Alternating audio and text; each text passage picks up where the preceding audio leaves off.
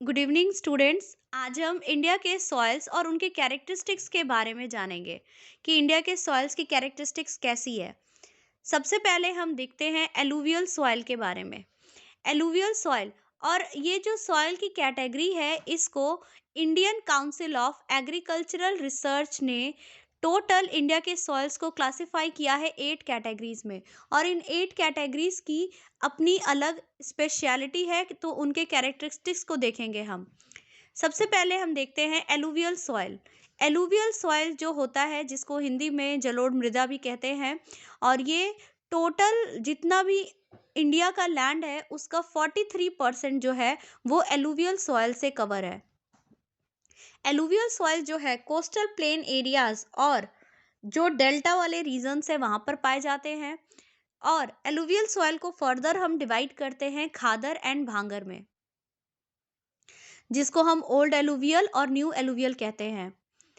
जो new alluvial होता है वो ज़्यादा फर्टाइल होता है और जो ओल्ड एलुवियल होता है वो कम फर्टाइल होता है।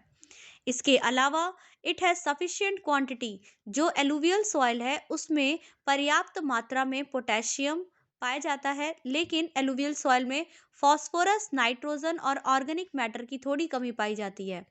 और ये जो एलुवियल सॉइल है ये मोस्ट फर्टाइल सॉइल है and suitable for splendid crops. और ये एलुवियल सॉइल में आपके वीट, राइस, इस तरीके वीट और पैडी, ये सारे तरीके के जो क्रॉप्स होते हैं वो ग्रो करते हैं। और एलुवियल सॉइल को one of the most fertile soil की कैटेगरी में रखा जाता है। नेक्स्ट हम आते हैं ब्लैक सॉइल। ब्लैक सॉइल को हम रेगुर सॉइल भी कहते हैं। क्या है ये हमारा डेक्कन प्लेट्यू में पाया जाता है और ये मोस्ट सुटेबल सॉइल है ड्राई फार्मिंग के लिए। और आप लोगों को पता होगा कि जो कॉटन होता है वो भी ब्लैक सॉइल में बहुत अच्छे तरीके से ग्रो होता है। साथ ही साथ सनफ्लावर, ऑयल सीड्स और वेजिटेबल और जितने भी सिट्रस फ्रूट्स होते हैं वे सभी ग्रो किए जाते हैं ब्लैक सॉइल में। अब ये ब्लैक सॉइल पाया कहाँ जाता है? तो ये ब्लैक सॉइल पाया जाता है महाराष्ट्र, गुजरात एंड मध्य प्रदेश में। नेक्स्ट हम बात करते हैं रेड एंड येलो सॉइल की। रेड एंड येलो सॉइल का तो ये कलर कॉम्पोजिशन की वजह से इसका रेड है, क्योंकि इसमें आयरन ऑक्साइड्स बहुत ज़्यादा पाए जाते हैं। यानी ऐसे सॉइल जिनमें आयरन ऑक्साइड्स बहुत ही ज़्यादा मात्रा में पाए जाते हैं उनको हम रेड सॉइल कहते हैं। एंड ये सॉइल जो होते हैं थोड़े कम फर्टाइल होते हैं और इनको इनमें इरिगेशन की ज़रूरत होती है।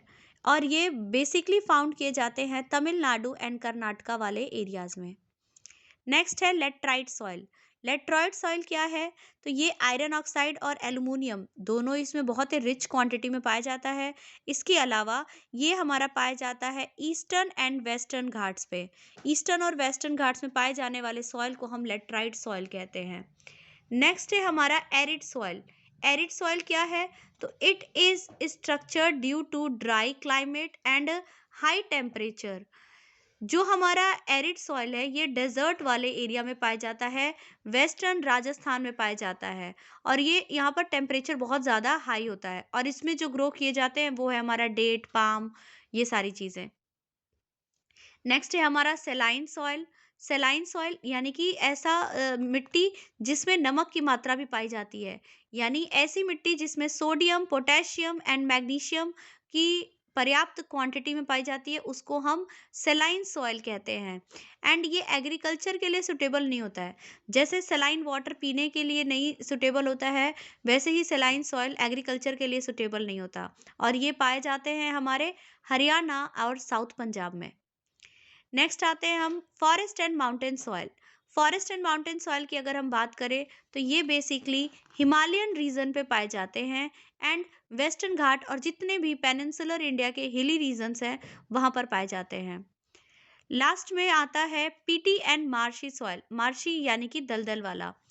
ये जो सॉइल्स होते हैं बेसिकली केरला, उड़ीसा के जो तटीय क्षेत्र है वहाँ, और सुंदरवन। सुंदरवन क्या है? दुनिया का सबसे बड़ा डेल्टा। दुनिया का सबसे बड़ा डेल्टा यानी कि गंगा ब्रह्मपुत्र का डेल्टा, सुंदरवन डेल्टा पे जो मिट्टी पाई जाती है वो हमारा मार्शी सॉइल की तरह जाना जाता है। यहाँ पर वेजिटेशन जो होते हैं ऐसे ग्रो होते हैं जो कि wet places decomposes very slowly due to excessive wetness of soil and after several hundred of years a layer of partly decayed organic matter accumulate on the surface. यहाँ पर जो वेजिटेशन ग्रो होते हैं वो बेसिकली एक्सेसिव मिट्टी के excessive गीला होने की वजह से यहाँ पर सही तरीके से क्रॉप का ग्रो नहीं हो पाता है और ये बहुत सालों तक लगातार एक ही जगह पे इकट्ठा होते होते एक dead and decaying organic matter बन जाते हैं। Hope you like the video.